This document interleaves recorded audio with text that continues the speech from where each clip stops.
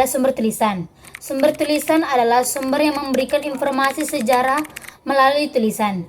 Contoh-contohnya seperti prasasti, arsip, naskah kuno, surat, kabar, dan buku. Pertama, contoh prasasti yaitu Prasasti Sukamerta.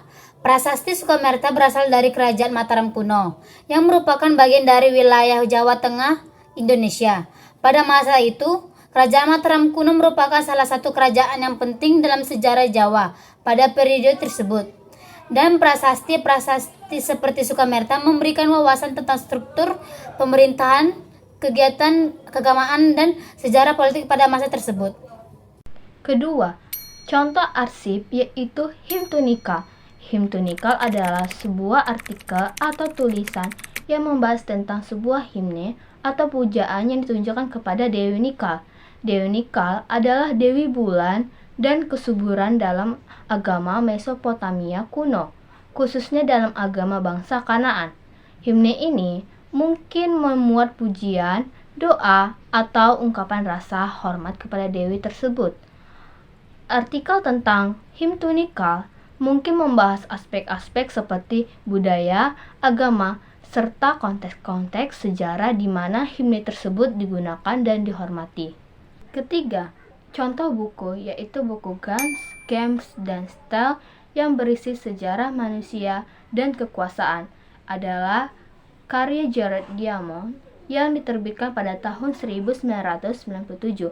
Buku ini menggali pertanyaan tentang mengapa peradaban-peradaban di berbagai belahan dunia berkembang dengan cara yang berbeda-beda, dengan fokus pada perang senjata, mikroba, atau penyakit, dan logam atau baja dalam perjalanan sejarah manusia. Diamond mengusulkan bahwa perbedaan-perbedaan dalam kesuksesan, budaya, dan peradaban manusia tidak berkaitan dengan keunggulan ransial atau kecerdasan, melainkan karena faktor-faktor lingkungan yang memengaruhi perkembangan teknologi, pertanian, dan interaksi antar budaya. Dia menelusuri perbedaan-perbedaan ini dari zaman prasejarah hingga masa modern, menggunakan bukti arkeologi, antropologi, dan linguistik. Selanjutnya ada sumber lisan. Sumber lisan adalah sumber yang disampaikan secara lisan oleh orang yang menyaksikan, mendengarkan, atau mengalami langsung peristiwa sejarah. Contohnya yaitu keterangan lisan dari perilaku atau saksi sejarah, toponomi, dan tradisi lisan.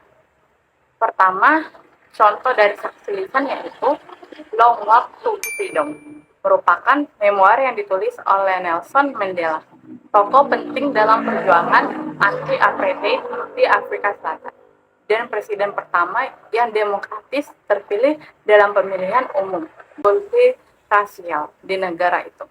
Memoir ini memberikan gambaran yang sangat detail tentang kehidupan Mandela, mulai dari masa kecilnya di desa kecil di Transkei, pendidikannya, perjuangannya sebagai aktivis politik, hingga masa penahanannya selama 27 tahun di penjara oleh rezim apartheid. Memoir ini menggambarkan perjalanan hidup Mandela, termasuk perannya dalam African National Congress atau ANC, dan perjuangannya melawan segregasi rasial yang diterapkan oleh pemerintahan apartheid.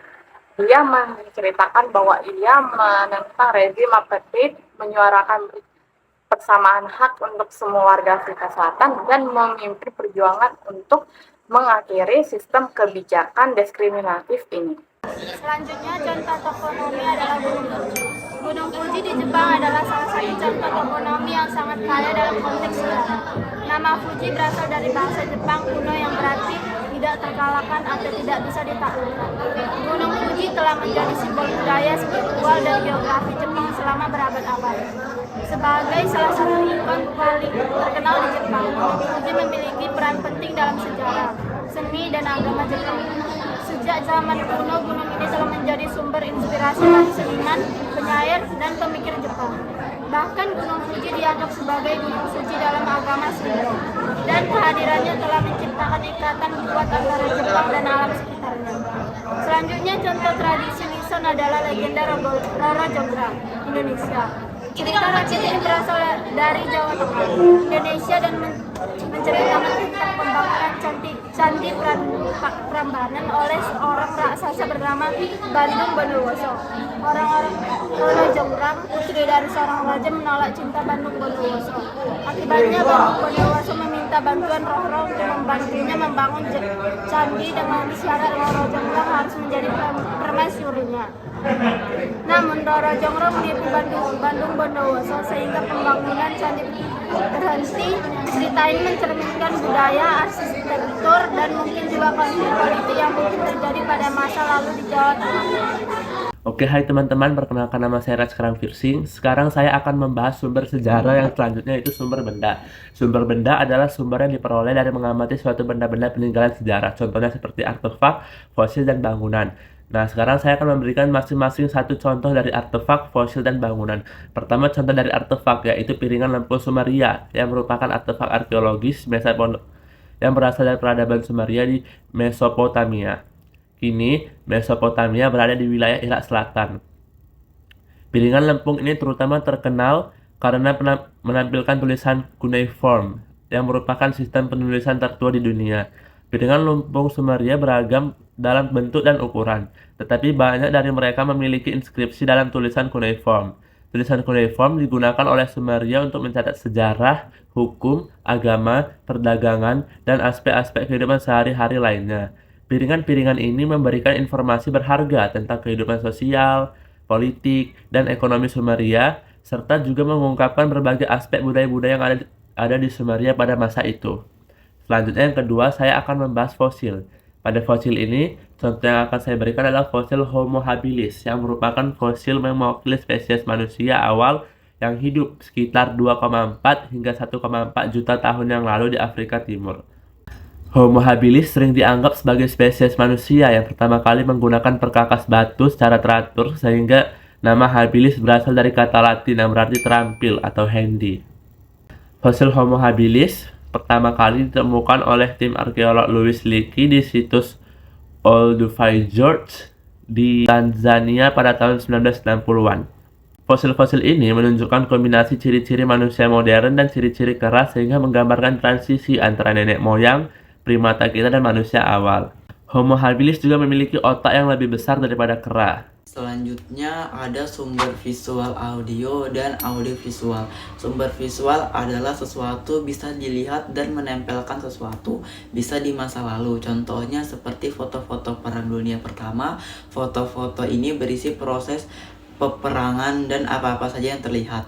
Selanjutnya ada sumber audio yang merupakan rekaman suara yang berasal dari peristiwa di masa lalu. Contohnya letusan Gunung Krakatau. Gunung Krakatau adalah gunung berapi aktif yang terletak di Selat Sunda, Indonesia. Letusan terbesar Krakatau terjadi pada tahun 1883 yang menghasilkan salah satu letusan paling dahsyat dalam sejarah yang tercatat. Letusan ini menghasilkan gelombang tsunami yang mematikan dan menyebabkan sekitar 36.000 orang tewas.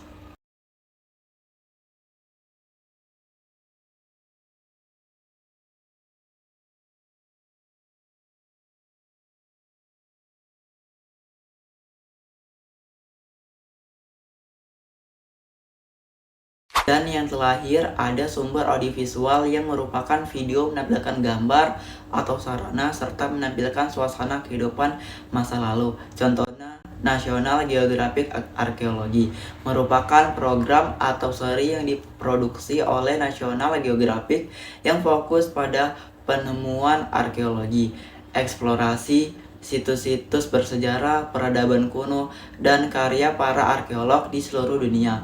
Melalui dokumenter, artikel, dan konten multimedia, National Geographic Archaeology menampilkan temuan terbaru, metodologi, penelitian, dan wawasan tentang sejarah manusia dan warisan budaya. Ini memberikan pemirsa pemahaman yang lebih dalam tentang peradaban kuno, teknologi mereka, seni arsitektur, dan kisah orang-orang yang tinggal di masa lampau.